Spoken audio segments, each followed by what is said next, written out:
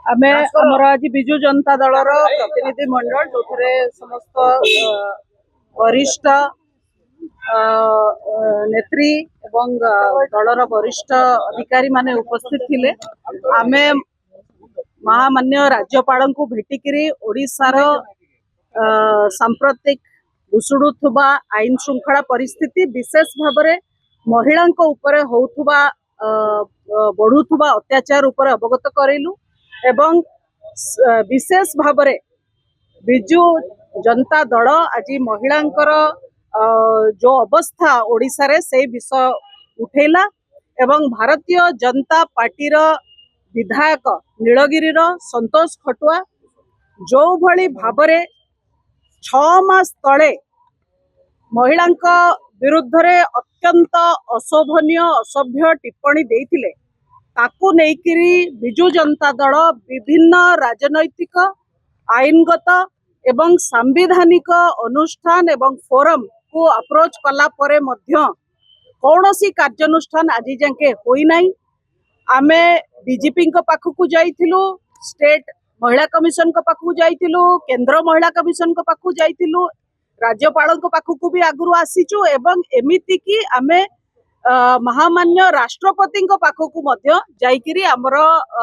दलर प्रतिनिधि माने कथा अवगत करिथिले किंतु कौनसी कार्यानुष्ठान तांको उपरे आज जाके हैला नाही। तांकर साहस एते बढ़ी गला जे से परवर्ती काल रे समाजर अन्य वंचित वर्गर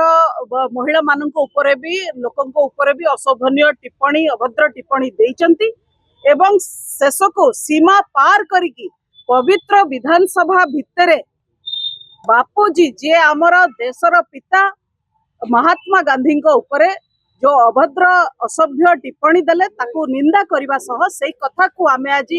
राज्यपाल को अवगत करेलु जे ए लोक गोटे अभ्यासगत अपराधी अभ्यासगत शिष्टाचार नथिबा व्यक्ति जे अशोभनीय कथा अभद्र कथा सर्वसाधारण रे कहि पारुची तार विधानसभार पवित्र गृह रे कौनसी स्थान नहीं एवं राज्यपाल तांकर जो क्षमता रही ताको एक्सरसाइज करके ए व्यक्ति को तुरंत विधानसभा बहिष्कार करंतु। असभ्य टिप्पणी देइथिबार अनेक नजीर रही अन्य मानकर जोठी आगुरु निर्वाचित जनप्रतिनिधि माने विधानसभा हो पार्लियामेंट हो सेथुरु बहिष्कृत होइछत ताले संतोष खटुआ कहीं बहिष्कृत हेबे नहीं। केवल शासक दलर सी प्रतिनिधि बोली शासक दलर विधायक बोली शासक दलर गेलापु होइकी बसिचंती एवं आईन तांकु छुई पारु नाही। तेणु आईन जे गोटे प्रकार साधारण लोकंक पई आउ गोटे प्रकार शासक दलर व्यक्ति मानक पई एटा केबे भी गणतंत्र रे ग्रहणीय नुहे। तेणु आमे महामहिम राज्यपाल को आज भेटिकी एक कथा कहिचु जे आपण तुरंत संतोष खटुआ को बहिष्कार करांतु असेंबली रो नचेत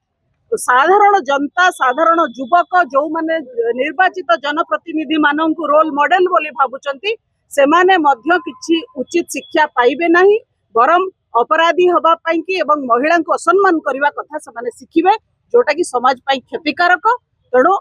महामहिम राज्यपाल सब कथा शुणिकी कार्यानुष्ठान नेबे बोली कहिले आमे ए कथा तांको आज अवगत करू।